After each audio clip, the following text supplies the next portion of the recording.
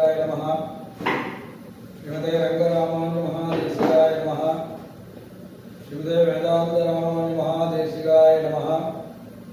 श्रीमान् वेंकटनाथार्यः कवितार्कियकेसरी वेदांताचार्यवर्यो मे सन्निधत्ताहं सदा हृदि ज्ञानानन्दमयं देवं निर्मलस्फटिकाकृतिमाधारं सर्वविद्यानां हयग्रीवमुपास्महे। दिशन्तु मे देव सदा तदीयाः दयातरङ्गानुजराकटाक्षाः स्तोत्रेषु पुंसामृतं क्षरन्तीं सरस्वतीं संस्कृतकामधेनुं प्रपद्येतं गिरिं प्रायः श्रीनिवासानकं भजाच्युतारसवन्देव यन्मूर्त्या सर्करायुधं विगाहे तीर्थबहुलां शीतलां पुरुसन्ततीं श्रीनिवास दया बोधिपरीवाग परம்பரா பெருமாளுடைய வழிவழகு அப்படிங்கிறதான நிலைகளை பார்க்கும். எம்பெருமானுடைய 5 நிலைகளை பார்த்துட்டு வரும். அதில் எவ்வளோதான் நம்ம ரசித்தாலும் கூட பரம் யுக விபவ அந்தரியாமி அர்ச்சாவதாரம் சொல்லக்கூடியதான இந்த அர்ச்சாவதார ரூபியா இருக்கக்கூடிய பெருமானுடைய அழகில் ஈடுபடுற மாதிரி மீறி இருக்கக்கூடியதான அர்ச்சாரூபியான எம்பெருமான் விபவ அவதாரத்தில் இருக்கக்கூடியதான கிருஷ்ணராம அவதாரங்கள் இவா ரெண்டையும் சேர்த்து நம்ம அனுபவிக்கலாம். மீதியெல்லாம் நம்ம அனுபவிக்க முடியாதா அப்படின்னு கேட்டாக்க அதுக்கெல்லாம் ஒன்று மோட்சத்துக்கு போகணும், இல்லை அஷ்டாங்க யோகம் பண்ணி அதன் மூலம் பெருமாளை நம்ம வர வைக்கணும். இந்த ரெண்டுமே திருப்பி திருப்பி நம்ம முடியாத காரியம். ஒன்று முடியும், மோட்ச உபாயம் நமக்கு சாத்தியம். மோட்சத்துக்கு போகணும்னாக்கா அதுதான் சொல்லிட்டு இருக்கார் பெருமாள். நம்மளுக்காக எம்பெருமானா பிரார்த்திக்கிறார் தாயாருக்கு. ஜீவன்லாம் ரட்சிக்கணுன்றத பிரபத்தியை பண்ணிக்கோங்கோ, சரணாகதி பண்ணிக்கோங்கோ, நியாசம் பண்ணிக்கோங்கோ. எம்பெருமானத்தில் இந்த பிறவி வேண்டாம் அப்படின்னு சொல்றாரு. இந்த பிறவியில் தானே சுவாமி அச்சாரூபியான அந்த வழிவழகை இந்த பிறவியில் தானே நம்ம அனுபவிக்கணும் அப்படின்னு கேட்டாக்க இந்த பிறவியில் அனுபவிக்கக்கூடியதான அந்த அச்சாமூர்த்தியான பகவானுடைய அந்த வழிவழகை இந்த பிறவியில் அனுபவிக்கக்கூடியதான ஒரு சந்தர்ப்பம் எத்தனை பேருக்கு கிடைக்கும்? அதுதான் இந்த இடத்துல ஒரு விஷயம். எத்தனை பேருக்கு இந்த அச்சாரூபியான எம்பெருமான அந்த வடிவத்தினுடைய அழகு என்ன, வடிவோட அழகுல நம்ம சொக்கி போறோம், மயங்கி போறோம் அப்படின்னா அது திருப்பி அதோட தாற்பயம் என்னன்னு தெரியும். எந்த ஒரு விஷயமும் அந்த ஒரு சொல் இருக்குன்னா அந்த சொல்லுடைய அர்த்தத்தை புரிஞ்சிக்காம சொல்றதுனால அந்த சொல் சொல்லாது. ஏதோ அந்த சொல் அப்படிங்கிறமாக இருக்குமே தவிர்த்து சமுத்திர அலைகளுக்கு உரியதான சப்தம் இருக்கு இல்லையா, அது மாதிரி போயிடும் அப்படிங்கிறார். எம்பெருமானுடைய சங்கல்பம் அப்படின்னாக்க ஒருத்தவனுக்கு சரணாகதி பண்றேன்னு எம்பெருமான் வாயால சொன்னாலே போடுமா, அவனுக்கு சரணாகதி பண்ணினதாக அர்த்தம். அதுலேருந்து அந்த அந்த அந்த பெருமாள் பண்ற பிரதிஜையிலேருந்து மாற மாட்டான். பெருமாளோட பிரதிஜை எப்படின்னா அது தீவிரம், அதுல ஒரு ஆசை, அதுல ஒரு துறை இருக்கு. அந்த பிரதிஜையிலேருந்து பெருமாள் மாறத்துக்கு வாய்ப்பே கிடையாது. எப்படின்னு கேட்டா ஆச்சாரியால் பகவதபச்சாரம் சொல்றா இல்லையா, அந்த பகவதபச்சாரமான சீதா பிராட்டிய ராவணன் கொண்டு போன கூட பெருமாள் கோபப்படல ஜாஸ்தி. ரசனப்பட்டாச்சு, வருத்தப்பட்டாரே ஒழிய கோபப்படல. எம்பெருமானுடைய குணங்கள் ஷாட்குண்ய பரிபூர்ணன்னு சொல்றோம். ஞான பலைஸ்வரிய வீரிய சக்தி தேஜா அப்படிங்கிறத 4 குணங்கள். அதுக்கப்புறம் சௌசீல்ய வாத்சல்ய மார்தவ ஆர்ஜவ சௌகார்த சாமிய காருண்ய மாதுரிய காம்பீரிய ஔதாரிய சாதுரிய ஸ்தைரிய தைரிய சௌரிய பராக்கிரமம். இத்தனை குணங்கள் பின்னாடி வேற இருக்கு. இப்ப நம்ம இத்தனை குணங்களும் நிறைந்தவர் ஷாட்குண்ய பரிபூர்ணன் எம்பெருமானுக்கு ஒரு பேர். 6 குணங்கள் எம்பெருமான் பூர்ணமா இருக்கு. இந்த 6 குணங்கள் பூர்ணமா இருக்கிறவா யாருன்னு கேட்டா பரவாசம். அந்த பரவாச தேவன் தான் இப்ப அர்ச்சாரூபியார் கூட ரங்கநாதன். ஷாட்புண்ணிய பரிபூர்ணன்னு பரவாசுதேவ நம்ம சேவிக்கிறோம் அப்படிங்கிறது மோட்சத்துக்கு அப்புறம் தான். நம்ம நித்தியர்களாகவோ முக்தர்களாகவோ ஆன பிறகுதான் நமக்கு அந்த பிராப்தம் கிடைக்கும். அது உண்டு, அது பிறகு. ஆனா இப்ப அனுபவிக்கிற அந்த ரங்கநாதன் இப்ப இருக்கிறதான கோவில்ல இருக்கிறதான எம்பெருமான் இருக்காரு இல்லையா, அந்த எம்பெருமான் ஷாட்புண்ணிய பரிபூர்ணன். அவருக்கும் ஒரு திருநாமம் உண்டு. இந்த ஷாட்புண்ணிய பரிபூர்ணனுக்குள்ளாலேயே 3 விவகாரங்கள் இருக்கு. சங்கர்ஷண பிரத்யும்ன அனிருத்தாதிகளாக மாறுறான். இந்த ஷாட்புண்ய பரிபூர்ணமான 6 விதமான குணங்களை 3ஆ பிரிக்கிறார். 2 6. ஞானம் பலம், ஞான பல ஐஸ்வர்யம் வீரியம், ஞான பல ஐஸ்வர்யம் வீரியம், தேஜா சக்தி தேஜஸ். 2 6 குணங்கள். சங்கர்ஷனுக்கு 2 குணங்கள், பிரத்யும்னனுக்கு 2 குணங்கள், அனிருத்தனுக்கு 2 குணங்களா எடுத்துட்டு பரபாச தேவனிடத்திலேருந்து பிரம்ம விஷ்ணு ருத்ராதிகளா மாறும். சிருஷ்டி ஸ்திதி சம்ஹாரம் அப்படிங்கிறதான கிரமத்துல இவ 3 பேரும் வரும். இப்ப சொல்லக்கூடியதான இந்த விஷ்ணு அப்படிங்கிற யாருனாக்க சங்கர்ஷ பிரத்யும்னாதி, சங்கர்ஷண பிரத்யும்னாதிகள்ல வருவாயோ. இப்ப பிரம்மான்னு சொல்றாங்களா, அவருக்குள்ள அந்தரியாம இருக்கிறதான எம்பெருமான். ஸ்ரீ வைஷ்ணவ ராமானுஜருடைய சித்தாந்தத்துல எந்த வஸ்துக்குள்ள எல்லாத்திலும் அந்தரியாமை எம்பெருமான் இருக்கிறான். பிரம்மாக்குள்ளாரும் அந்தரியாமை. பிரம்மஸ்ட நாராயண, சிவஸ்ட நாராயண, ருத்ரஸ்ட நாராயண, காலஸ்ட நாராயண. எதை சொன்னாலும் அதுக்குள்ளார எம்பெருமான் இருக்காங்கிறது நம்ம தெரிஞ்சுக்கிறது தான் சித்தாந்தம். சித்தாந்தம் தரிசனம். இது வைஷ்ணவ தரிசனம், பார்க்கக்கூடியது அப்படின்னு. இப்ப நம்ம என்ன எதெல்லாம் பார்க்கிறோம், எதெல்லாம் பார்க்கிறோமோ அத்தனைத்து எம்பெருமான் இருக்கார். கண்ணுக்கு தெரிஞ்ச வஸ்து, கண்ணுக்கு தெரியாத வஸ்து எல்லாத்திலும் எம்பெருமான் இருக்கு. இப்ப நம்ம உடம்புக்குள்ளார ஓடக்கூடியதான ரத்தத்தை நம்மளால பார்க்க முடியாது. நம்ம கண்ணுனால எத்தனையோ கோடான கோடி ரூபங்களை நாம் நம்மளால பார்க்க முடியாது. ஆனா நம்ம கண்ணை நம்மளால பார்க்க முடியுதா? இந்த கண்ணுனால எத்தனையோ பார்க்கிறோம். இந்த கண்ணை நம்ம பார்க்க முடியுமா? எத்தனையோ பார்க்கிற ஒரு கண்ணை நம்ம பார்க்க முடியுதா? கண்ணாடி இல்லாம. அதனால முன்னாடியே சொல்றேன், கண்ணாடி இல்லாம நம்ம கண்ணை நம்ம பார்க்க முடியும்னா முடியாதுதா, சாத்தியம் இல்லை. ஆனா எம்பெருமான் தியானம் பண்ணக்கூடியதான விவகாரத்தை சொல்லும் பொழுது இந்த நாசினுடைய நுனியில, மூக்கு நுனிய அதை பார்த்துட்டே இருந்தோம்னா அது தியானத்தினுடைய ஃபண்டமெண்டல். அதுல என்ன தியானம் பண்ணி இந்த 2 புருவமும் சிம்மாசனமாக ஆக்கி அதுல எம்பெருமான ஏற பண்ணி அதை தியானம் பண்ண சொல்றாங்க. அப்ப நமக்கு நம்ம சனாதன தர்மத்துல குங்குமம் வச்சுக்கிறது அப்படிங்கிறதான ஒரு ஒரு விவகாரம் இருக்கு இல்லையா, சிஷ்டாச்சாரம். இந்த குங்குமம் வைக்கும் போது இந்த புருவத்து மத்தியில வைக்கிறது. புருவத்து மத்தியில வைக்கிறது அப்படிங்கிறது என்னன்னா எம்பெருமானுடைய திருவடியை பற்றுவோம் அர்த்தம். டெய்லி எம்பெருமானுடைய திருவடியை தொடர்றதாக நம்ம தியானம் பண்ணணும்னு சொல்லி கொடுத்தாங்க, தெரியுமா? அதனாலதான் நம்ம எங்க போனாலும் நம்மளுடைய சின்னங்களை தரிச்சுட்டு போகணும்.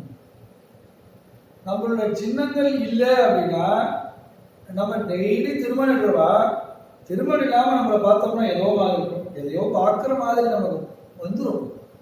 இது சித்தாச்சார விஷயம். இது ரொம்ப சௌலபியமானதும் சுலபமானதும். எல்லாரும் அனுஷ்டானத்துல அனுஷ்டானத்துல கொண்டு வர அந்த அனுஷ்டானத்திலிருந்து நழுவினோம்னா நமக்கு ஏதோ மாதிரி ஆகுதோ ஒரு பயம் வந்துடும். அந்த பயம் தான் சம்பிரதாயம். அதுதான் நமக்கு தர்மம்.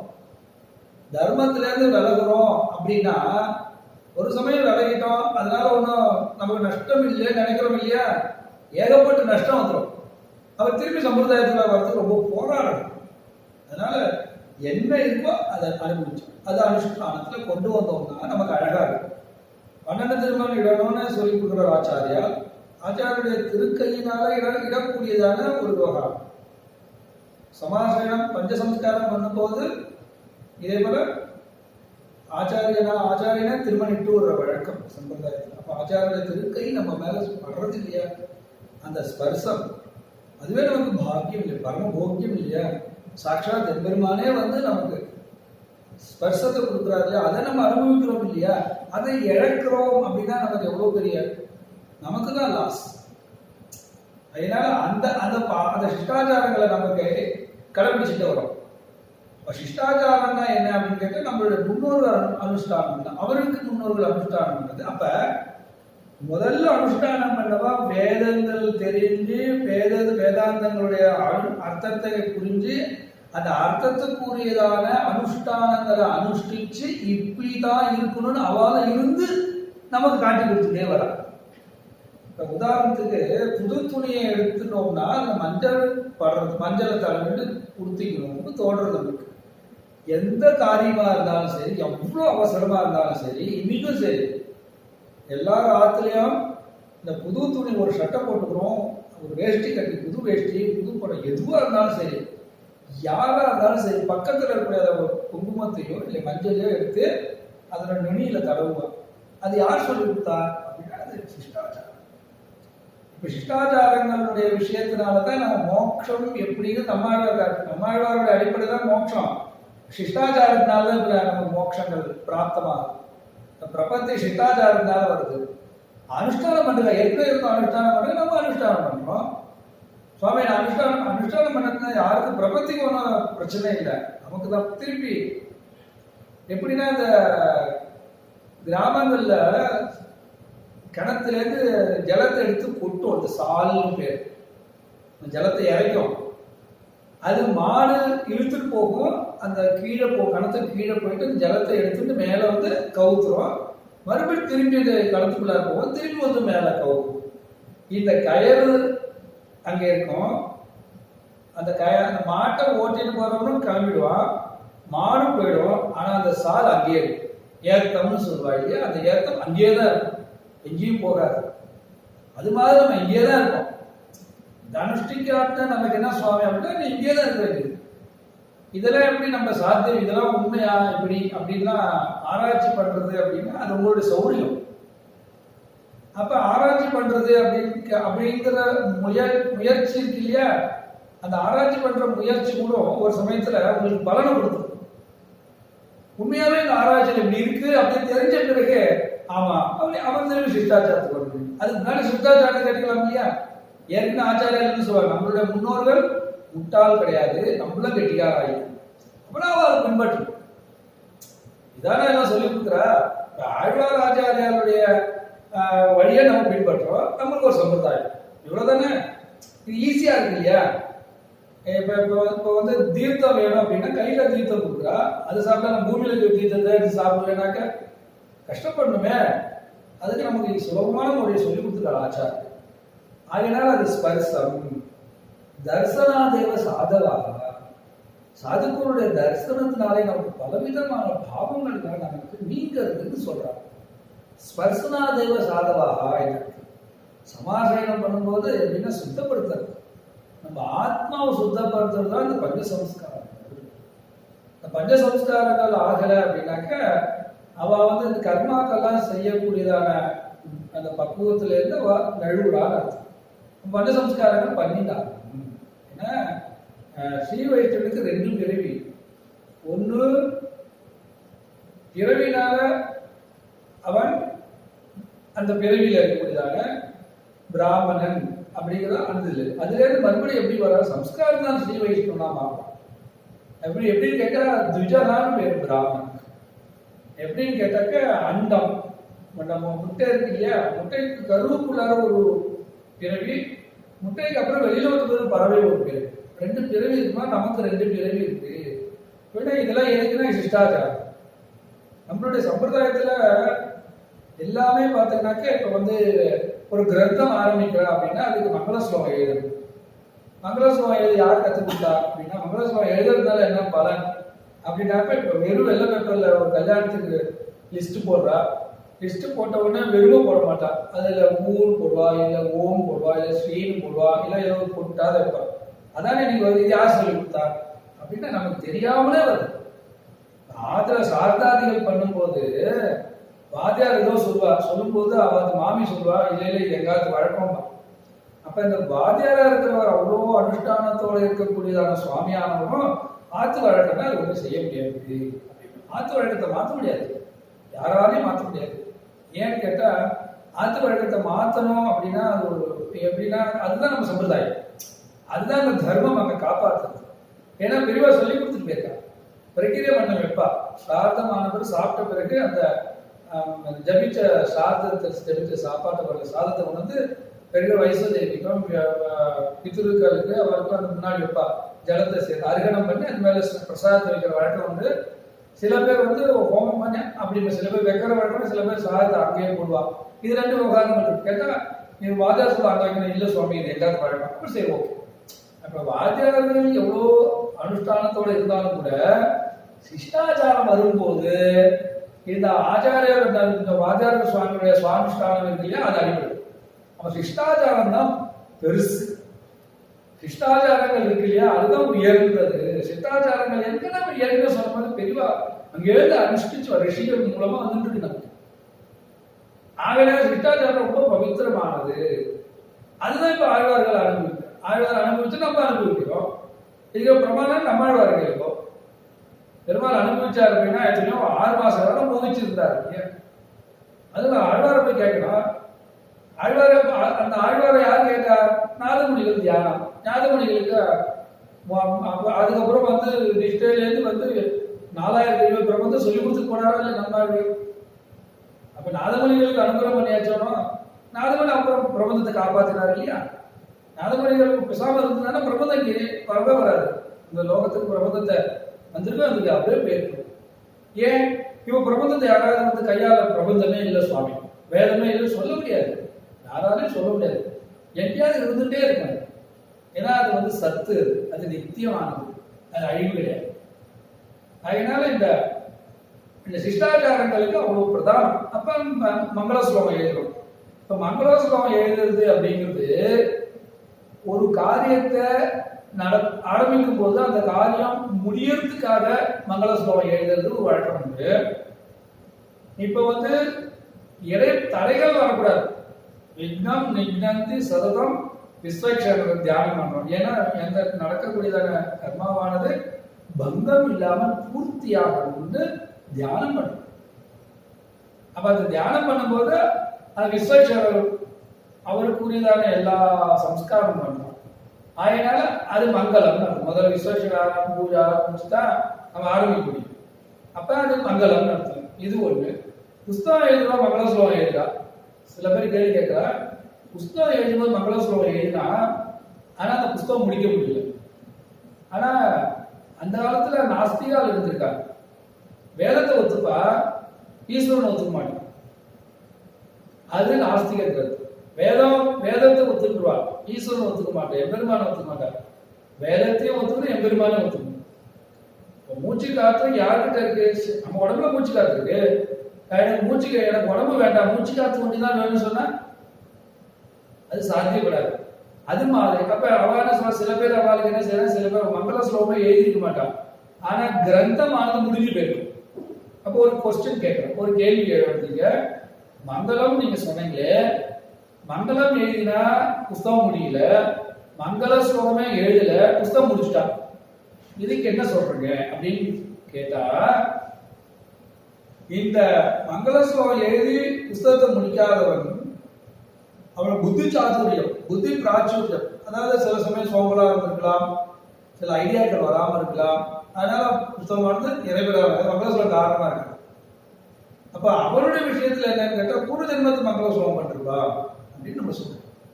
அப்ப மங்கள ஸ்லோகம் பண்றது அப்படிங்கிறது, அப்படி மங்கள ஸ்லோகம் பண்ணாம போயிட்டா என்ன, அவன் தான் பண்ணாமே புஸ்தகம் சிஷ்டாச்சாரம் போயிடும்.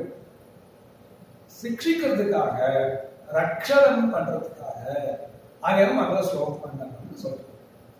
அதனாலதான் இந்த ஆழ்வார்கள் இந்த அவதாரங்கள் வரக்கூடியதான விஷயங்களை பார்க்கும்போது இந்த 5 நிலைகளை வரும்போது அந்தர்யாமி காற்றும் அர்ச்சாவதாரம் தான் ரொம்ப முக்கியம். இதால அதை பிடிச்சிட்டாங்க. அர்ச்சாவதாரம் பேச முடியும். நம்ம பெருமாள் நினைச்சு நம்ம பேசலாம், நாதமுனிகள் செவத்தை பார்த்து பெருமாள் தியானம் பண்றாங்க. நாதமுனிகள் அவளுக்கு பெருமாளுக்கு நமக்கு அது மாதிரி செவத்தை பார்த்தோன்னா வெறும் செவு தான் நமக்கு தெரியும். அதனால அதுக்கு ஒரு உருவம் கொடுத்தோம்னாக்க நமக்கு ஏதாவது மனசுக்குள்ளார ஒரு சமயமாவது அந்த விக்கிரகமானது நமக்கு தெரியும். அதனால நம்ம அனுபவிக்கிறோம். இது அச்சாரூபியான எம்பெருமான ரசிக்கணும் அனுபவிக்கணும் சொல்ற ஆச்சாரியம்.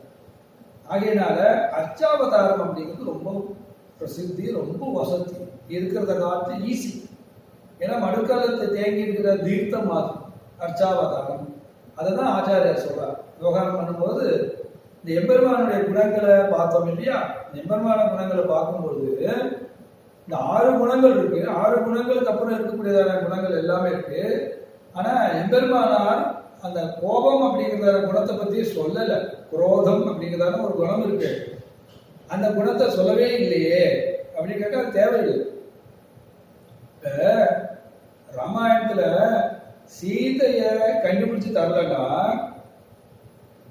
இந்த சர்வ ஜகத்தையும் பெரட்டி போட்டுருவேங்கிறார் பெருமாள்.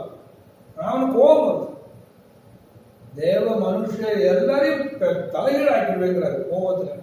அப்புறம் லக்ஷ்மணன் பக்கத்துல இருந்து இந்த கோபம் கூடாதுன்னு சமாதானப்படுத்துறார். இப்ப அங்க குரோதம் இருக்கு, ஆனா சமாதானம் அடையுது. அவ பெருமாள் இங்க கோபமே தேவையில்லை. சாட்புண்ணிய பரிபூர்ணத்தை கோபங்கிற ஒரு குணமே வேண்டாம், அது தேவையில்லாததுங்கிற. எப்படின்னு கேட்டாக்க எம்பெருமானத்துல சௌலபியங்கள் வழிவழக ரசிச்சிருக்கா. ராமனுடைய திருமேனிய எதிரிகள் கூட ரசிக்கிற அளவுக்கு திருமேனி இருக்குமா. எப்படின்னு கேட்டாக்க ராமன் சயனிச்சுட்டு இருக்கார். அப்ப ராமன் சயனிச்சுட்டு இருக்கும்போது அவருக்கு காவலா இருக்கிறவர் யாருனாக்க லக்ஷ்மணன். லக்ஷ்மணன் 14 வருஷம் கண்ணை முழிச்சு தூங்குறது கிடையாது. லக்ஷ்மணன் கைங்கரியம் தூங்காம எம்பெருமானை காப்பாற்றுறார். அப்ப இந்த 14 வருஷம் ஏன் லக்ஷ்மணன் பெருமாளை காப்பாற்றணும் அப்படின்னு கேட்டா இந்திரஜித்தினுடைய வரம். இந்திரஜித் என்ன வரம் கேட்டா 14 வருஷம் யார் தூங்காமல் இருக்காளோ அவளால எனக்கு மிருத்தி வரணும் அப்படின்னு கேட்டதுனால இவர் 14 வருஷம் தூங்காம இருக்க பெருமாளை காப்பாற்ற. இப்ப என்ன செய்யறாருன்னா ராமர் தூங்கும்போது ராமபிரானை காப்பாற்றுறதுக்காக தூக்கத்தை காப்பாற்றுறதுக்காக லக்ஷ்மணன் காவல் காக்கிறார். குகனுடைய ஸ்நேகம் கிடைக்கிறது. குகனுடைய சக்கியம் கிடைச்சதுனால இந்த லக்ஷ்மணனுக்கு அடுத்தாப்புல யார் இருக்கானாக்க குகன் இருக்கான். குகனுக்கு என்ன சந்தேகம்னாக்க பரதன் ராமர்கிட்ட இருந்து ராஜ்யத்தை பிடிக்கிட்டான், இவனுடைய தம்பிதான் லக்ஷ்மணன். அதனால ராமருக்கு லக்ஷ்மணால ஏதோ கெடுதல் வருமோங்கிற பயத்துல குகன் லக்ஷ்மணனை பார்க்கிறார். லக்ஷ்மண ஆழ்வார குகன் காவல் காக்கிறார். ராமர்கிட்ட இருந்து எந்த பிரச்சனையும் லக்ஷ்மணனால வரக்கூடாதுங்கிறதுனால சந்தேகம் குகனுக்கு. குகனுக்கு பின்னாடி குகனுடைய அவனுடைய குழாக்கள் இருக்கும், அவன் குகனை பார்த்துட்டு இருக்கான். ஏன்னு கேட்டா இந்த தம்பியோட சேர்ந்து இவரை ராமனை தலைவனாவா ஏற்றுட்டா. குகனால நம்ம தலைவனால லக்ஷ்மணன் சொத்துக்கு ராஜ்யத்துக்கு தம்பியின் மூலமா பரதன் வாங்கி போயிட்டான் இல்லையா, அது மாதிரி இவா ரெண்டும் சேர்ந்து ராமருக்கு ஏதாவது பங்கம் வந்துருமோங்கிறதால அவ பயந்துட்டு இருக்காங்க. அவ இவாளா கண்ட்ரோல் பண்ணிட்டு இருக்காங்க குகனை. குகன் லக்ஷ்மணனை கண்ட்ரோல் பண்றாங்க. அப்ப இந்த அச்சாரூபியான விபவ அவதாரத்தில் இருக்கக்கூடிய அழக இவ ரசிச்சுட்டே இருக்காங்க. இந்த ஒரு அழக நம்ம பெருமாள் ரசிச்சுட்டே இருக்கு. இப்ப நேற்றே சொன்ன இல்லையா, பெருமாளை சேவிக்கிறதுங்கிறது விபவ அவதாரங்கள் இருக்கக்கூடியதான அழகுகளை அந்த அழகுடைய அத்தனை அம்சங்களையும் அத்தனை குணாதிசயங்களும் எடுத்துட்டு தான் இந்த அர்ச்சாவதாரத்துல வரான்னு ஆழ்வார்களுடைய விவகாரம், ஆச்சாரிய விவகாரம் இதான். இப்ப அர்ச்சாரிய ரங்கநாதனும் திருமாமணி மண்டபத்தில் இருக்கிற ரங்கநாதனும் அங்க பரவாச தேவனும் ஒண்ணுதான். அந்த பரவாச தேவனுடைய அந்த சௌலபியத்தை இந்த ரங்கநாதன் இடத்துல அனுபவிக்கக்கூடியதான மனசை நம்ம எடுத்துக்கணும். இதுதான் இந்த சூக்ஷ்மம். எவ்வளவு விவகாரங்கள் இருந்தாலும் கூட விபவ அவதாரம் என்ன, கிருஷ்ணனுடைய லீலை என்ன, ராமனுடைய காம்பீரியம் என்ன, சௌசீல்யம் என்ன, வாத்சல்யம் என்ன, மார்தவம் என்ன, ஆர்தவம் என்ன, சௌகார்தம் என்ன, சாமியம் என்ன, காருண்யம் என்ன, மாதுரியம் என்ன, ஸ்தைரிய தைரிய சௌரிய பராக்கிரமங்கிற குணங்கள்லாம் ஆராய்ச்சி பண்ணி அத்தனை அனுபவிச்ச பிறகு, கிருஷ்ணனுடைய அத்தனை குணங்களை அனுபவிச்ச பிறகு, நிருசிம்ம அவதாரத்துல குணங்களை அத்தனை அனுபவிச்ச பிறகு, அந்த அனுபவங்களை இந்த அர்ச்சாமூர்த்தியான ரங்கநாதன் இடத்துல நம்ம தெரியப்படும். அதை சம்பந்தப்படுத்தி பார்க்கணும். அதுதான் சொல்றேன். சிம்பிளான விவகாரம், ரொம்ப மேட்டர் கொஞ்சம் சிம்பிள் தான், ஆனா விவகாரம் பெருசு. ஏன் கேட்ட, சிறிய ஆழி பெரிய யானையை காட்டுமா போலே. சிறிய ஆழி அப்படிங்கிறது பிரணவம், பெரிய யானையை காட்டுமா போலேன்னா அந்த பிரணவத்தில இருந்து எல்லாம் வரும். வேதாந்தங்கள், உபனிஷத்து, பூகமத்து எல்லாமே அதுக்குள்ள நடக்கும். அதனால பல்லாண்டில் ஆரம்பித்து பல்லாண்டில் முடிப்பார் போலே அப்படிங்கிற மாதிரி ரத்ன பேட்டிக்காக. ரத்ன பேட்டிக்காக அதுக்கு நிகழோகத்துல பிராக்டிகல் லோகத்திலே நம்ம பார்த்துக்கலாம். ஒரு ஆத்துல இருந்து வெளியில கிளம்புறோம் அப்படின்னாக்க, ஒரு ஃபங்க்ஷனுக்கு கிளம்புறா எல்லாரும். அப்ப யாரு லேட்டா வருவா அப்படின்னு கேட்டா, ஆத்துல இருக்கிற மாமா முதல்ல வெளியில போயிடுவார். அதுக்கப்புறம் யாரு வருவான்னு கேட்டா குழந்தைகள் வருவா.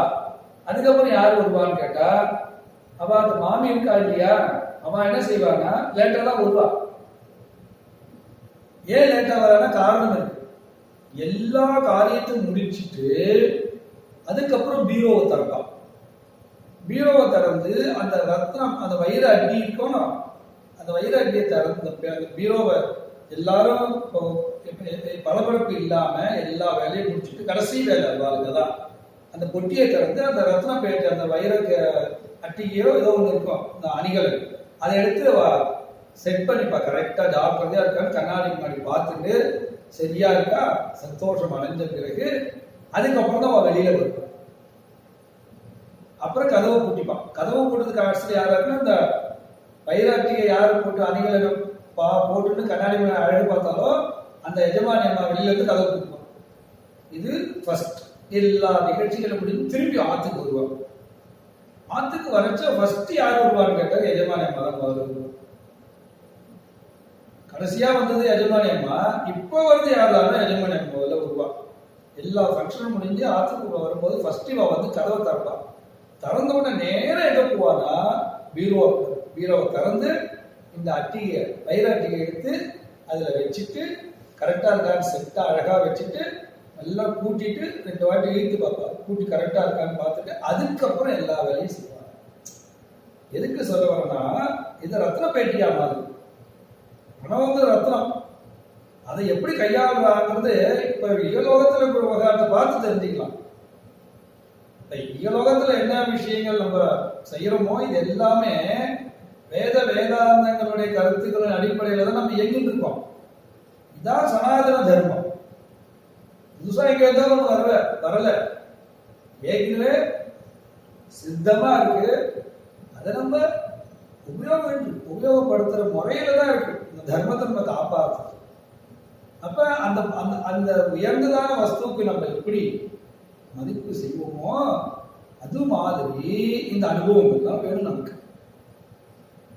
அதுதான் சிறிய ஆழி பெரிய யானையை காட்டுமா போது அப்படிங்கிற விவகாரம். பெரிய யானையா இருந்தாலும் இவ்வளோன்னு கண்ணாடியில தெரிஞ்சிடும். யானை பெருசு, கண்ணாடி இவ்வளோன்னு, ஆனா யானை காட்டுற ஒரு காம்பீரியம் அதுக்கு இருக்கு இல்லையா கண்ணாடிக்கு. அதுதான் பிரணவம். அது ஓம் அதுல இருந்து எல்லாமே ஆரம்பிக்கும். மகாத்துல இருந்து இவ்வளவு ஆரம்பிக்கும். இந்த தர்மத்தை அப்படி அந்த எம்பெருமான அச்சாருத்தியான எம்பெருமான அனுபவிக்கணும்னா விபவ அவதாரங்களுடைய விவகாரங்களை தெரிஞ்சுண்டு அதுக்கப்புறம் ரங்கநாதன் அனுபவிக்கும். இப்பதான் கோயிலுக்கு போய் பெருமாள் சேவிக்கிறது என்னன்னு இப்ப புரிஞ்சுப்போம். பெருமாளை சேவிக்கிறோம் ஒருத்தவரை எப்படி சேவிக்கணும் அப்படின்னா, இந்த அச்சாரூபியான விக்கிரக ரூபமா இருக்கக்கூடிய பெருமாளை நீங்க விக்கிரகமா நினைக்க கூடாது. சாட்சாத் பகவான் ராமனாகவும் சாட்சாத் பகவான் கிருஷ்ணனாகவும் நம்ம பெருமாளை நேரம் பார்க்கணும், பேசணும். எம்பெருமான இடத்துல எப்ப ஒரு வார்த்தை நம்ம பேசணும், நம்ம தான் பேசிட்டு இருக்கோம், ஏதோ பேசிட்டு இருக்கோம். எம்பெருமான ஒரு வார்த்தை கூட நம்ம பார்த்து ஒரு வார்த்தை பேசினா எப்படி இருக்கும் யோசிச்சு பாருங்க. விஸ்வரூப அவதாரத்தப்ப எம்பெருமான் வந்தோடனே எல்லாரும் கண்ணு தெரியாம போயிடுது. அப்ப என்ன அர்த்தம் அப்படின்னா பேச மாட்டாரு, பேச மாட்டாரு ஆச்சாரியர் போது பேசுறாரு அப்படி எடுத்துக்கணும். பெருமாள் பேசுவார் அப்படின்னா அப்ப அன்னைக்கு பெருமாள் பேசினார் இல்ல, ராமானுஜரோட பெருமாள் பேசினாரு. பெருமாள் பேசி பெருமாள் கேட்டு கேட்டு செஞ்சாரு தெரியும். அதனாலதான் இன்னைக்கு இந்த ஸ்ரீரங்கம் லோகத்துல கூட ஸ்ரீ வைஷ்ணவ தர்மம்ங்கிறது சாதாரண தர்மம் எல்லாமே இன்னைக்கு நன்னா இருக்கிறதுக்காக செழிப்பா இருக்கிறதுக்கு காரணமே என்னன்னா பெருமாளோட பேசின வார்த்தைகள் தான். இது நீ பொய்யாகல இல்லையா, எல்லாம் அப்படியே இருக்கு. அதனால எம்பெருமான் என்ன சொல்றாரு அப்படின்னா, நீங்க எந்த ரூபமா என்ன எடுத்துக்கிறீங்களோ மத்ஸ்ய ரூபமா நான் வேணும்னு சொன்னா நான் மத்ஸ்ய ரூபமா மாறிடுவேன். அப்ப எனக்கு ஒரு நீங்க ஏதாவது பேர் வச்சீங்கன்னா அந்த பேரோடய நான் மாறிடுவேன். இவ்வளவு சௌலபியமா யார் சொல்லுவா? எம்பெருமானா சொல்றார். இதுல சௌலபியம் எங்க கிடைக்கும்? எம்பெருமான் வந்து சொல்றார், நீங்க இதுக்கு ஒரு சாலிகிராமம், சாலிகிராமத்து மத்ஸ்ய கூர்ம சாலிகிராமம், கூர்மம் கூர்மம், மத்ஸ்யனா மத்ஸ்யம். இப்ப வந்து சந்தான கிருஷ்ணன் சந்தான கிருஷ்ணன், நிருசிம்னா நிருசிம்ம, சகதா சகதகர். விஷ்ணு புராணத்தில் என்ன சொல்றாருன்னா, நான் என் வருங்காலங்கள்ல ரிஷிகள் இடத்துலையும் தேவர்கள் இடத்துலையும் சொல்றார், நான் சாலிகிராம ரூபமாக மாறப்போறேன். அந்த சாலிகிராமத்துல நான் மாறுவதுனா சாலிகிராமத்தை வச்சு எல்லாரும் நான் எங்கே சாலிகிராமத்துல இருக்கேன்னு சொல்லிட்டு போறார் விஷ்ணு புராணத்தில். அதனால இப்ப ஸ்ரீ வைஷ்ணவத்துல எல்லாமே சாலிகிராமம் ரொம்ப இன்னைக்கு கொண்டாடக்கூடியதான ஒரு பத்ததி, ஒரு சிஷ்டாச்சார விஷயங்கள்லாம் பெருமாள் சொல்லி கொடுத்துட்டு போனது. ஆத்துல திருவாராதனை பண்ணும்போது சாலிகிராமம் ஆத்துல இருக்குனாக்க அது ஸ்ரீ வைஷ்ணவ சாலிகிராமம் இருக்கு. சாலிகிராமம் ஆராதனை பண்ணக்கூடியதான ஆராத்திய தேவதேவா பெருமாள். அப்ப அந்த பெருமாளுக்கு ஒரு பேர் இருக்கிறார், அந்த பெருமாளை ஏற்றுக்கிறார். அவ்வளவு சௌலபியம் எம்பெருமானுக்கு. கிருஷ்ணாவதாரங்களை அனுபவிக்கணும், ராமாவதாரம் அனுபவிச்சு அதுக்கப்புறம் இந்த எம்பெருமான சேவிக்கணும். இந்த அர்ச்சா ரூபியா இருக்கக்கூடிய பெருமாள் யாரும் சாட்சாத் கிருஷ்ணனாகவும் ராமனாகவும் நிருசிம்மனாகவும் எப்படி எப்படி நமக்கு தோன்றுதோ அந்த ரூபத்தில் அந்த பெருமாளை சேவிக்கும். ரங்கநாதன் சேவிக்கிறோம்னா ரங்கநாத சாட்சாத் கிருஷ்ணன். ரங்கநாதன் கிருஷ்ணன் யாரு நிரூபிச்சார்னா இருக்கு, பிரமாணங்கள் சொல்றார். பெருமாளுடைய வாயு திருவதனத்துல இன்னைக்கும் வெண்ண வாசனை வருதுங்கிறார். மூலவருக்கு ரோஹி நட்சத்திரம், உற்சவருக்கு ரேவதி நட்சத்திரம். இந்த மூலவர் வந்து கிருஷ்ணன். அந்த மூலவருடைய திருவதனத்துல வெண்ண வாசனை வந்துட்டு இருக்கா இன்னைக்கு. அதனாலதான் ஸ்ரீரங்கம் வந்து கோகுலம்னு சொல்லுவார். இப்ப ஸ்ரீரங்கத்துல கொஞ்ச நாளா பார்க்கும்போது எங்க பார்த்தாலும் பசுக்களாவே இருக்கு. எல்லா வீதிகளிலும் பசுமா இருக்கு, நிறைய இருக்கு. அந்த பசுமாலாம் அவ ஆத்துல இருக்க இல்லாம இப்ப வீதியில நிறைய பசுமாடுகள் அழகா இருக்கு. பார்க்கும்போது எல்லாம் வரிசையா போகுது, பசுக்கள் இருக்கு. திடீர்னு பார்த்தா குதிரைகள்லாம் வருது, எங்கேருந்து வருதுன்னு தெரியல. குதிரையெல்லாம் வர ஆரம்பிச்சிருக்கு, பசுக்கள்லாம் வருது, கோகுலமா மாறுது. ஏன்னா ஸ்ரீரங்கத்தை எல்லாம் மாறாதுன்னா கோகுலம் எப்படி சொல்றோம்? ஸ்ரீரங்கத்தை பசுக்கள் இருக்கா? பால் ஸ்ரீரங்கத்தில் 24 மணி நேரமும் ஏடிஎம் சர்வீஸ் மாதிரி 24 மணி நேரம் பால் கிடைக்கும், தயிர் கிடைக்கும், என்ன கிடைக்கும். ஏற்கனவே அடியோட அனுபவத்துல சொல்றேன். ஸ்ரீமுஷ்டானவன் யாத்திரைக்கு வரும்போது ஸ்ரீரங்கத்தை எழுந்தார். மணி அப்ப 9 மணி இருக்கும். அப்ப நான் வந்து அங்க ஆச்சாரியத்துல இருந்தேன். ஆச்சாரியர் வந்து சொன்னார், ஸ்ரீரங்கம் கோகுலம்னு சொல்றாருடா, அது உண்மைதானே? உண்மையா தான் இருக்கணும் இல்லையா? அதுக்காக நீ என்ன செய்யற, எனக்கு நாளைக்கு வெண்ணெய் வேணும், நீ போய் வெண்ணெய் வாங்கிட்டு. மணி 9 மணிக்கு வெண்ணெய் வாங்கிட்டு வரணும். உடனே போனேன். உடனே அந்த வடக்கலஞ்சாலத்துக்கு போன பஸ்ல பால் வியாபாரம் பண்ணக்கூடிய மகான்கள்லாம் இருக்காரு. அவர்கிட்ட போய் கேட்டேன், 4வது ஆத்துல வெண்ணெய் எனக்கு வச்சிருக்காங்க. இப்போ வாங்கிட்டு போய் கொடுத்தேன். மணி 10 மணிக்கு எடுத்துட்டா இருக்கும். என்ன கிடைக்கிறது? 10 மணி ஆனாலும் வெண்ணெய் கிடைக்கும், தயிர் கிடைக்கும், பால் கிடைக்கும், எல்லாமே விடிய விடிய பால் கிடைக்கும். எப்ப பார்த்தாலும் இங்க பெருமாள் ஆராதனை பண்ற மாதிரி மணி அடிச்சுட்டே இருப்பாங்க, திருமணி சேவிச்சுட்டே இருப்பாங்க. ஒவ்வொரு கிரகத்திலையும் திருமணி சேவிச்சுட்டு இருக்கிற மாதிரி ஒவ்வொரு வீதிலையும் அந்த சத்தங்கள் கேட்டு ஸ்ரீரங்கத்தில் ஒன்று கேட்கும். வேற எங்கேயும் கேட்காது. வேற எந்த ஊர்ல போனா இதே போல ஒரு திவ்யமான ஒரு சப்தங்களை கேட்கிற ஒரே க்ஷேத்திரம் ஸ்ரீரங்க க்ஷேத்திரம் இதுதான். இது ஸ்ரீரங்க மகாத்மியம். ஸ்ரீரங்க மகாத்மியம் சொல்றா இல்லையா? இந்த ஸ்ரீரங்க மகாத்மத்தை க்ஷேத்திர விருட்சம்னு புங்கம் மரத்தினுடைய நிழல்ல எம்பெருமான் ராமன் உட்கார்ந்து தியானம் பண்றதாக சொல்றது. ஆமா, அது படிக்கப்பட்டு அந்த புங்க விருட்சம் தான் இன்னைக்கு ஸ்ரீரங்கத்தில் நிறைய இருக்கு. வேற எங்கேயும் ஜாஸ்தி இருக்கா? ஸ்ரீரங்கத்தில் மட்டும்தான் இருக்கு. அது ஒரு ஸ்ரீரங்கமாக. அதனால எம்பெருமானுக்கு ஸ்ரீரங்கம் கோகுலம் சொல்றதுக்கு இதை காட்டிலும் ஒரு பிரமாணங்கள் கிடையாது. எம்பெருமான் மூலமுடைய நட்சத்திரமே ரோகிணி சாக்கராத் எம்பெருமான் நிரூபிக்கணும் இல்லையா, நம்ம அனுபவிக்கணும் இல்லையா. அனுபவிக்கணும், அதுக்கு சககாரிகளா வேணும் இல்லையா. அந்த சககாரிகள் கிடைக்கிறது, தயிர் கிடைக்குது, பால் கிடைக்குது, சமிருத்தியா கிடைக்கிறது. 24 எப்பவுமே பால், எல்லா இடத்துலையும் பார்த்தீங்கன்னா 4 வேளை 5 வேளை பால் சாப்பிட்டே இருக்காங்க. அப்ப கிருஷ்ணன் இங்க இருக்காரு. இந்த விபவதாரத்துல இந்த கலியுகத்துல எம்பெருமான் ரங்கநாதராக இருக்கான். இப்படி ரசிக்கணும். இந்த அச்சாரூபியான பெருமாளை இந்த அனுபவத்தோட சேர்ந்து இந்த பெருமாளை விக்கிரகமா பார்க்க கூடாது. நல்லா தெரிஞ்சுக்கணும். ரங்கநாதனை நீங்க கிருஷ்ணன் கீதையில சொல்றார், யார் என்ன உலோகமா பார்க்கிறாளோ நான் அவளுக்கு உலோகமா காட்சி தரேன். துளசிதாசர் எம்பெருமாள் ராமனுக்கு பூஜை பண்றது வழக்கம். அப்ப அவர் பூஜை பண்ணிட்டே இருக்கார். எப்படின்னா தங்க வட்டில் நிறைய வச்சிருப்பார். அதுல பூஜை பண்ணுவோம். அப்ப தியானத்துல உட்காந்துருப்பாரு. அப்ப அவரிடத்துல 2 பேர் இருந்தா. அவன் ரொம்ப நாளா என்ன செஞ்சானா, தங்க வட்டில் வச்சிருக்கா, தியானம் பண்ணிட்டு இருக்கா. திடீர்னு அவன் மனசு கொஞ்சம் மாறிடுது. இந்த தங்க வட்டிலாம் எடுத்துடணும் அப்படின்னு தீர்மானம் பண்ணி தியானத்துல மூழ்கிட்டார். நிஷ்டையில உட்காந்துட்டாரா ஏந்துக்க மாட்டார். 1 மணி அவகாசங்கள் இருக்கும். அதுக்கப்புறம் தான் அவன் வருவா. ஆகையில அது மாதிரி துளசிதாசர் உட்காந்துட்டார். உட்காந்தா வெளியில வரல. இவன் போய் என்ன செஞ்சாருனாக்க, இந்த தங்க வட்டில் எல்லாத்தையும் தாமாரங்கள் எல்லாத்தையும் சாக்கில் மூட்டை கட்டி இனிமே நம்ம கிளம்பி போயிடலாம் அப்படின்னு சொல்லிட்டு ஒரு ஆசை வந்து மனுஷா தானே. இப்ப வந்து பக்தாலா இருந்தா கொஞ்ச நாளைக்கு பக்தாலா இருக்கா. அவருக்கு ஏதோ ப்ராப்ளம் வந்ததுன்னா பக்தா என்ன செய்வானா, ஏதோ பணம் அந்த அந்த ஞானம் வருது. ஏன் வருது பின்னாடிதான் பார்க்கணும். அந்த ஞானத்தை கொடுத்துட்டா யாரும் கொடுத்தாலும் தெரிஞ்சு பின்னாடி அவன் என்ன சொன்னா எல்லாத்தையும் மூட்டை கட்டினா நல்லாதான் கைங்கரியம் பண்ணிட்டே இருக்கான். இப்ப கைங்கரியம் பண்ணிட்டு இருக்கா. அவன் திடீர்னு என்ன செஞ்சாட்டா, வஸ்துக்குள்ள அபகரிச்சுட்டான், எடுத்துட்டாப்பா. ஏன்னா சுவாமி நிஷ்டையில இருக்க, துளசிதாசன் நிஷ்டையில இருக்க. அந்த வஸ்துக்களை எடுத்துட்டாச்சு. எடுத்துட்டு என்ன செஞ்சானா, அவ வெளியில வரணும் இல்லையா, வாசல்ல. வாசலுக்கு வரும்போது பார்த்தா 2 பேர் பாரா போயிட்டு இருக்கான், இந்த பக்கமும் இந்த பக்கமும். உடனே என்ன செஞ்சாரு, சுவாமி நிஷ்டையில இருக்கார். சுவாமியுடைய நிஷ்டையின் மூலமாக இங்க 2 பேர் யாரும் முன்னாடியே சொல்லிருப்பார் போல இருக்கு அப்படின்னு செஞ்சா, வாசப்பக்கம் தானே இருக்கா, பிழக்கிற பக்கமா போறாரு, பிழக்கிற பக்கம் போறா. அந்த 2 பேருக்கு போயிட்டு இருக்கா, பாரா போயிட்டு இருக்கா. இப்ப இவாளுக்கு என்ன செய்யறதுன்னு தெரியல. இப்ப வஸ்துக்களை கொண்டு போய் அடுத்த க்ஷணம் தியானம் கலைய போகுது. ஏன்னா இவா ஒரு வஸ்துவை எடுக்கிறதுக்கு முன்னாடி யோசிப்பா. ஒரு வேலை செய்யறதுக்கு முன்னாடி 100 வாட்டி யோசிக்கணும்னு சொல்லுவா இல்லையா. இந்த வஸ்து அபகரணம் பண்றவாளுக்கும் உண்டு.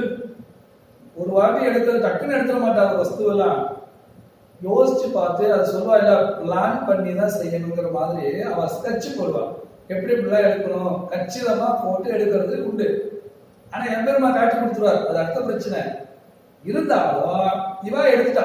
இவ எடுக்கிறது ரொம்ப நாள் ஆயிடுச்சு. இது ஆலோசனை பண்றதுக்கே டிலே ஆகி ஒரு முடிவுக்கு வந்து இவா மாட்டிக்கிற நிலைமை ஆயிடுச்சு. தியானம் கலைக்கு ஒரு க்ஷணம் தான் இருக்கு. இவால பயம் வந்துருது. இப்ப என்ன பயம் வந்தது இவா கிட்ட, துளசிதாசன் நம்மளுக்கு என்ன இவ்வளவு நாள் இருந்துட்டு ஏன்னா இப்படி பண்ணினீங்கன்னு கேட்பாருங்கிற அது ஒரு வார்த்தை இருக்கு இல்லையா. ஆச்சாரியன் சொல்லுவாங்க, பயம் வந்துருத்தவாக்குள்ள. அதனால மனசுன்னா இந்த பாத்திரங்கள் பாத்திரம் கொண்டு போய் வைக்கணுமோனா, அடுத்தது தியானம் பண்ணணும், மறுபடியும் ஆராதனை பண்ணணுமோ பெருமாளுக்கு, புஷ்பங்களை சேர்த்து பூர்த்தி பண்ணணுமோ, அதுக்கு வட்டிலாம் இல்லாம கஷ்டப்படுவாருன்னு சொல்லிட்டு மெதுவா கொண்டு போன தியானம் கலந்துருக்கு. தியானம் வந்து என்ன இப்படி எல்லாம் கலந்துருக்கே என்னன்னு அவ கேட்கிறாங்க. துளசியை கேட்கும் போது இவ 2 பேரும் காலில் விடுவாங்க, கதறாங்க. தப்பு செஞ்சுட்டோம், நாங்க ஒரு பாவத்தை செஞ்சுட்டோம், இந்த வஸ்துக்கெல்லாம் அபகரணம் பண்ணி போயிடலாம், திடீர்னு போயிடலாம், போயிட்டு சௌக்கியமா இருக்கலாம்னு நினைச்சோம். நாங்க பார்த்தா வாசல்ல 2 பேர் இருக்கா, பிழக்கடை பக்கம் அங்கேயும் 2 பேர் காவல் காக்குறார். சுவாமியோட அனுகிரக, சுவாமியோட நிஷ்டையினால ஜபத்னார் 2 பேரை நியமிச்சுக்கிறே அப்படின்னு சொல்லிட்டு காலில் விழுந்தான். உடனே துளசிதாசர் பார்த்தாரு, பா வந்தது யாரும் இல்லை, சாட்சாத் ராமனும் லக்ஷ்மணனும் தான். எனக்கு நான் நிஷ்டையில் இருந்தாலும் கூட எனக்கு ராமனும் லக்ஷ்மண காவல் எனக்கு காட்சி கொடுக்கல. ஆனா உங்களுக்கு அந்த தெய்வம் காட்சி கொடுத்தது இல்லையா, அந்த 2 பேர் யாரா ராமன் அப்படின்னு சொல்லிட்டு அப்புறம் அவரை வந்து ஆட்கொண்டார். துளசிதாஸ். இப்ப அந்த அவ அச்சாரூபமா இருக்கிற பெருமாள் எப்படி வெளியில வராது பாருங்க. அச்சாமூர்த்தியா இருக்கிற ராமனும் லட்சுமணனும் துளசிதாசனா காவல் காட்டுறாங்க. அப்ப பக்தால் இடத்துல இருக்கக்கூடிய அபிமானம் எப்படி இருக்குன்னு சொல்ல முடியாது. ராமன் என்ன சொல்றாருன்னா, விபீஷ்ண ஆழ்வார் வரார், சுக்ரீவன் முதலான வானர சேனைகள்லாம் அவன் எதிரினுடைய கூட்டத்திலேன்னு வரதுனால அவனை சேர்த்துக்கிறது உச்சிதமாகாது அப்படின்னு பல வாட்டி ராமாயணத்துல எடுத்து சொல்றார். ஆனா ராமன் என்ன சொல்றார், நான் பிரதிஜை பண்ணிட்டேன், நான் அதுல இருந்து மாற மாட்டேன். உடனே சுக்ரீவன் சொல்றான், இப்ப நடக்கிற விவகாரங்களுக்கு போனோம் அப்படின்னா நான் விலகிக்கிறேன் அப்படின்னா. தாராளமா விலகி போட்டு, சுக்ரீவா நீ மட்டும் போகாத, உன்னுடைய சேனைகளை அழிச்சுட்டு போ, ஆனால் நான் விபீஷணனை வச்சுட்டு எல்லா காரியத்தையும் பண்ணிப்பேன் அப்படின்னு பெருமாள் சொன்னார். அப்ப பிரதிஜை பண்ணிட்டாங்க பெருமாள், யார வேணாலும் தியாகம் பண்ண ரெடியா இருக்கு. பிரதிஜை பண்ணணும். எம்பெருமானுக்கு நம்ம கிட்ட விசுவாசம் வர்ற மாதிரி நம்ம பக்திய எம்பெருமான இடத்துல செலுத்தினோம்னா நமக்கு இந்த துளசிதாசருக்கு வந்த மாதிரி பெருமாள் நமக்கு சாட்சாத்காரம் ஆவார். அது அடுத்த யோகம், அடுத்த ஒரு ஸ்டெப். ஆனா உலோகமா பார்க்க கூடாதுன்னு சொல்றேன். என்னை யார் உலோகமா பார்க்கிறாளோ அவருக்கு நான் உலோகமா தெரிவேன். என்னையா பார்க்கிறவனுக்கு நான் அவனுக்குள் இருப்பேன். அவனுக்குள்ளார இருக்கிறவன் நான் தானே, ஜீவாத்மாக்குள்ளார இருக்கிறவன் நான் ஜீவாத்மாவை தெரிஞ்சுக்கிறவன் என்ன தெரிஞ்சுக்கிறான் இல்லையா, அவன் எனக்கு ரொம்ப பிரியமா ஆயிடுறான். அவனை விட்டு நான் ஒரு க்ஷணமும் விலக மாட்டேங்கிறான். இதுதான் பக்தி, இதுதான் பிரபாவம். இப்படிதான் அனுஷ்டானங்கள் பண்ணணும். இதுதான் ஆச்சாரிய சொல்லி கொடுக்குறான். இதுதான் ஆச்சாரியிட்ட போகணும். ஆச்சாரியா ஒரு தெரியாது. பெருமான் இல்லாட்டினா கூட நம்ம எதாவது செஞ்சிடலாம். ஆச்சாரம் இல்லைன்னா முடியவே முடியாது. விவகார திசையிலே இருக்கு. சாவி நம்ம இடுப்பிலே இருக்கும். பதட்டத்துல சாவி எங்க போச்சு எல்லாரும் கேட்டுட்டு இருப்போம். இடத்துல தேடிட்டு இருப்போம். சாவியே கிடைக்காது. நமக்கும் பிபி ஏறும். அவசரமா போகணும், ஆபீஸ்க்கு போய் டைம் ஆயிடுச்சு. சாவி வண்டி சாவி இடுப்புல வச்சிருப்போம். ஆனா சுத்திட்டே இருப்போம். அப்ப நம்ம குழந்தை சொல்ல இடுப்புல இருக்கே அப்படின்னு அந்த குழந்தை சொல்ல அடுத்த க்ஷணத்துல நம்ம அத்தனையும் மறந்துடுவோம். அந்த குழந்தை சொன்ன வார்த்தையை கூட நம்ம கவனிக்க மாட்டோம். சாவியை கவனிச்சிருவோம் இல்லையா? அப்புறம் அப்ப அது மாதிரி உபநிஷத்துக்கள் சொல்லிக் கொடுக்கணும். ஆச்சாரிய தேவோ பவா, அதிதி தேவோ பவா, மாதர் தேவோ பவா, பித்ரு தேவோ பவா சொல்லித்தரும். சத்தியம் வத தர்மம் சர சொல்லிக் கொடுக்கும். சத்தியத்தை பேசு, சத்தியத்தை சொல்லு, தர்மத்தை செய்யி அப்படின்னா நமக்கு எத்தனை கஷ்டங்கள் வந்தாலும் கூட இந்த கஷ்டங்களை ஏத்துக்கக்கூடிய பக்குவம் வந்துருச்சுன்னா அதுவே பழகிடும். என்ன சுவாமி நான் கஷ்டப்படணுமா அப்படின்னா அந்த அர்த்தம் இல்லை. கஷ்டத்தை அனுபவிக்கிறது அப்படிங்கிறது அந்த ஸ்திரத்தன்மை இருக்கு இல்லையா, சலனம் இல்லாத ஸ்திரத்தன்மை ஏற்பட்டுரும். அதுல நமக்கு எல்லாமே அனுகூலமாக, பயம் இல்லாம இருக்கு. வாழ்க்கையில எதுக்கும் எதுக்கு எடுத்தாலும் பயந்துட்டே இருந்தா முடியுமா? எதுக்கு எடுத்தாலும் பயந்துட்டே இருந்தா உலகத்துல உள்ள விவகாரம் பார்த்தோம்னா பெரிய யானை இருக்கு இல்லையா, அந்த யானை சின்னோண்டு பூனைய பார்த்து பயப்படுது. யானையோட காம்பீரியம் நமக்கு தெரியும். ஆனா சின்ன விவகாரமா சின்னோண்டு பூனை ஒரு மூச்சு விட்டா ஓடிப்படும் பூனை. ஆனா அந்த பூனை என்ன செய்யறதுன்னா தன்னுடைய ஃபுல் ஃபோர்ஸையும் காட்டி கை ஓங்குறது. அப்ப யானை பயப்படுது. அப்ப நமக்கு நம்ம பயந்துட்டே இருந்தோம்னா வேலைக்காகாது. இப்ப பயத்தை விடணும். எம்பெருமானத்தை பயப்படக்கூடாது. எம்பெருமான பிரீத்தி, மகா விசுவாசம் அது இருந்தா போதும். எப்படியே ஒண்ணு இருந்தா போதும். விபீஷனுக்கு அது இருந்தது. அதனால சொன்னார், நீங்க போகலாம், தாராளமா போயிடுமாட்டார் விபீஷன் சுக்ரீவன் அப்புறம் இல்ல பரவாயில்ல அவன் சேர்த்துக்கலாம் அப்படின்னு சொல்லிட்டு இந்த லோகத்துல என்னென்ன நீங்க டாக்குமெண்ட் இப்ப செய்யறோமோ அதே டாக்குமெண்ட் ராமாயணம் வந்து அதை வச்சுதான் அது தெரிஞ்சா போகணும். இப்ப இப்போ ஒரு தலைமை ஒரு முடிவு எடுக்கிறது அப்படின்னா அந்த தலைமை முடிவு எடுக்கிறதுக்கு சில பேருக்கு விருப்பம் இல்லை, நாம விலகிடுறா, விவகார செல்லுக்கு இல்லையா, மறுபடியும் வந்து சேர்ந்துக்கிறா. நடக்கிறது தானே சுவாமி. புதுசா சொல்றோம் நம்ம. இதெல்லாம் எங்கேயாவது தான் அங்க படிக்கப்படும். இதெல்லாம் வந்து என்னன்னு கேட்டாக்க இது வந்து பக்தி மார்க்கத்துல போகக்கூடியது. இது ராமன் பிரதிஜை பண்ணிட்டார். அப்படி சில பேர் பிரதிஜை பண்ணா பண்ணதுதான். யாருக்கா இல்லையா, மகாலட்சுமி கூட தியாகம் பண்ணுவார் விட்டாங்க. கஜேந்திர காப்பாற்றும் போது எல்லை எங்கெங்கயோ போனால, யார் யார் எங்கெங்க போனாலே தெரியல, காப்பாற்ற போனா போட்டார் இல்லையா. ஏன்னா முதல்ல தன்னுடைய பக்தனை போய் கவ்விட்டாங்கிறது கோபமா. ராமனுக்கு ராவணன் அடிக்கும் போது கோபம் இல்லை, சொத்தகா ராமனுக்கு கோபம் கிடையாது, யுத்தம் பண்ணுங்க. ஆஞ்சநேயர் மேல ஒரே ஒரு அம்பு பட்டுத்தான். இயற்கையாவே மிருகங்களுக்கு புண்ணு இருக்கு, குரங்கு புண்ணுன்னு சொல்லுவாங்க. ஒரு புண்ணு வந்துன்னா, குரங்குக்கு ஒரு புண்ணு வந்துச்சுன்னா அந்த புண்ணை நோண்டி நோண்டி பெருசாகிடும், குரங்கு புண்ணுன்னு சொல்லுவாங்க. அது மாதிரி அது இயற்கையாவே புண்ணு இருக்கும். ஆனா ராமன் என்ன செய்யறாரு, சண்டை போடும் போது யுத்தத்துல ஆஞ்சநேயர் தோல்ல ஏறி சண்டை போட்டு இருக்காரு. அப்ப சண்டை நடந்துட்டு இருக்கும்போது கோபமே வரல ராவணன் கிட்ட. ஒரே ஒரு அம்பு ஆஞ்சநேயர் மேல பட்டோன்னு கோபம். என்னுடைய பக்தன் மேல பாகவத பச்சான், அதனால ராவணால அழிக்க மாட்டான். ஏன்னா பாகவத பச்சா ரொம்ப கடினமான எம்பரம் ஒத்துக்கவே மாட்டார், ஒரு காலத்துல ஒத்துக்க மாட்டார். பாகவத பச்சாரத்தை ஒத்துக்கவே மாட்டோம். அதனால பாகவத பச்சாரத்தை பாகவதாவுக்கு செய்யற கைங்கரியங்கள் எம்பெருமானுக்கு செய்யற கைங்கரியங்களாகவும் மாறும். பாகவதா செய்யற கைங்கரியங்கள் எம்பெருமான். பாகவதாவுக்கு என்ன வேலை? எப்ப பார்த்தாலும் என்னதான் தியானம் பண்றது, வேற என்ன வேலை இருக்கு? வேற ஒரு வேலை இல்லை, அதுதான் பிரதானமான வேலை. எம்பெருமான தியானம் பண்றதுனால பிரதானமா இருந்துட்டா மீதி வேலை பிரதானமா இருக்க இல்லைங்கிற ஞானம் நமக்கு ஏற்படணும். அதையும் இல்லை.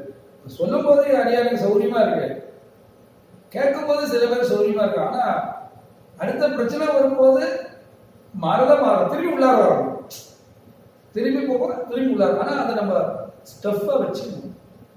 இதுதான் இந்த அர்ச்சாவ ரூபத்தை ரசிக்கிறது ஒரு தன்மை. பெருமாளை சேர்க்கிறோம், பெருமாள் வர்றார் அப்படின்னு கேட்டாக்க பெருமாள் எப்படி வர்றார், எப்படி நடைகள் எப்படி வருது, அதெல்லாம் அழகா வர்ணிக்கிறார் சுவாமி நிகமானந்த மகாதேசிகன். ரங்கநாதன் அழக கேசால பரியந்த கேசத்துல ஆரம்பிச்சு பாதம் மட்டும் அழகா வர்ணிக்கிறார். பகவத் தியான சோபானம், தியானம் சோபானம், படிக்கட்டா ஏற்கிறார் பெருமாள். அந்த ஜோதி கிமவியவினா அஞ்சனம் யோக திருஷ்டேகே சிந்தாரத்தம் சுலபமிகினா அப்படிங்கிறார். இதுக்கு மேல பானாழ்வார் பாருங்க. பானாழ்வாருடைய அந்த 10 பாசனம், திருப்பானாருடைய 10 பாசனம் எம்பெருமானுடைய அழக வர்ணிக்கிறார். அப்ப அவெல்லாம் திளைத்து இருக்கான். எம்பெருமானுடைய அச்சாரூபத்துல திளைத்து இருக்காங்க, விபவதாரத்தின் சேர்த்துதான் திளைத்து இருக்கிறார். அச்சாரூபா இருக்கிற எம்பெருமான் வந்து அச்சாமூர்த்தியா இருக்கிறதுக்கு காரணமே விபவதாரன் காட்டாற்றில் தேங்கின மடுக்கலில் இருக்க நீர் போலே. அதுதான் அச்சார். அந்த விபவதாரத்துல இருக்கக்கூடியதான காட்டாரனுடைய ஜலங்கள் தான் அந்த மடுக்கல்ல தேங்கி அச்சாரூபமா இருக்கிற பெருமானை நம்ம வரணும்.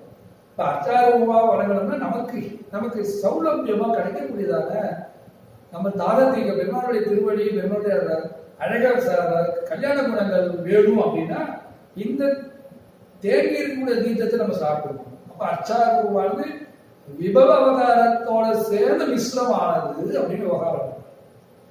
இதுதான் அச்சாரூபமானதான விஷயம். அச்சாரூபமான பெருமாள் இப்படி சேவிச்சோம்னா நமக்கு எல்லா விதமான பலனும் தரும்.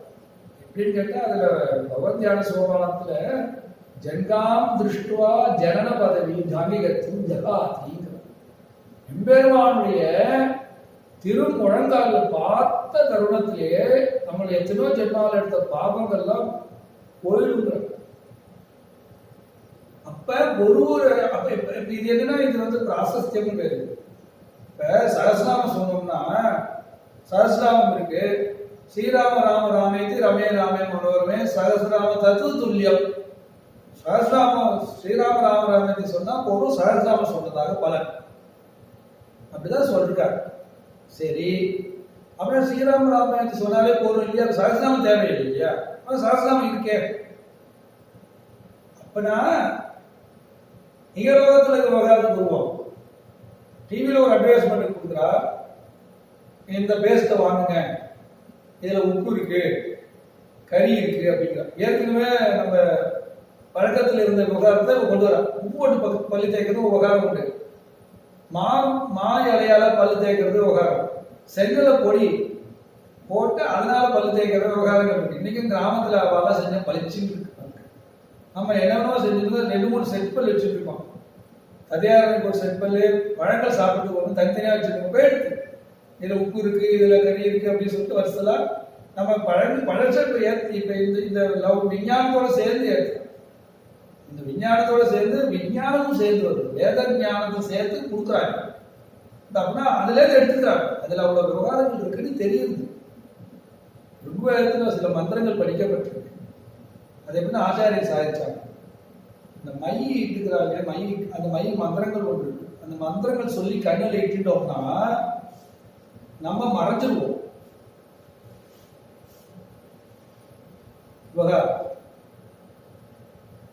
மை இட்டுண்டா நம்ம மறைஞ்சிருவோம். அப்ப நம்ம ஒரு ஆத்துல போய் மறைஞ்சு ஏதோ ஒரு நமக்கு ஒரு விவகாரம் வேணும்னா அந்த போய் மறைஞ்சிட்டோம்னா விவகாரம் என்னென்ன பேசுறாங்க கேட்கலாம் இல்லையா? நம்மளை பத்தி என்ன சொல்றான் நேரம் சொல்ல மாட்டா, பின்னாடி சொல்றாரு நமக்கு தெரியல, ஆனா இன்விசிபிளா மாறிடுவோம். அப்ப அவளுக்கு யாருக்கும் தெரியாது நம்ம இருக்கிறது. சினிமா படத்தெல்லாம் காட்டுறாங்க, சினிமா படத்தெல்லாம் காட்டும் போது மறைஞ்சிருக்கு, அதுக்கப்புறம் வெளியில வரும். ஆனா அதுலயும் என்னன்னா லைட் அடிச்சாச்சுன்னா, டார்ச் லைட்டோ விளக்கோ ஏற்றினோம்னா நம்ம தெரிஞ்சிருவோம். அதுக்கு ஒரு மந்திரம் இருக்கு, அதுவும் தெரியாம இருக்கிறதுக்கு ஒரு மந்திரங்கள் படிக்கப்பட்டிருக்குன்னு சொல்லுவாங்க விவகாரம். அப்ப அவ்வளவு விஷயங்கள் இருக்கு வேதங்களையும் புராணங்களையும். நமக்கு விமானங்கள் எப்படி அமைக்கணும் அதை பத்தி சொல்லிக் கொடுக்குறது, எல்லாமே சொல்லிக் கொடுக்குறது. நம்ம அதை சரியான முறையில் அணுகுமுறையில கொண்டு வந்தோம்னா எப்படி வேணா நம்ம அதை அனுபவிக்கணும். அதுக்காக தான் நம்ம அதை கொடுத்துருக்காரு தெரியும். அதனால இந்த அச்சாவதார ரூபியான எம்பெருமான ரசிக்கணும். எப்படி ஆழ்வார் அனுபவிச்ச மாதிரி துளசிதாசனுக்கு கிடைக்காது, இவ்வாறு கிடைச்சது. அதனால ஜகாந்திருப்பா ஜனமதுரை ஜாகி கருத்தும் ஜகாத்தின்னு சுவாமி தேசிகன் அழக வர்ணிக்கிறார். எம்பெருமான அழகை இப்படி வர்ணிச்சோம்னாக்க நமக்கு ஐஸ்வர்யங்கள் எல்லாம் பிராப்தமாக. கவிதார்க சிம்மாய கல்யாண மசாலனே ஸ்ரீமதே வெங்கடேசாய வேதாந்த குருவே நமः. ஸ்ரீமதே நிகமாந்த மகாதேசிகாய நமः.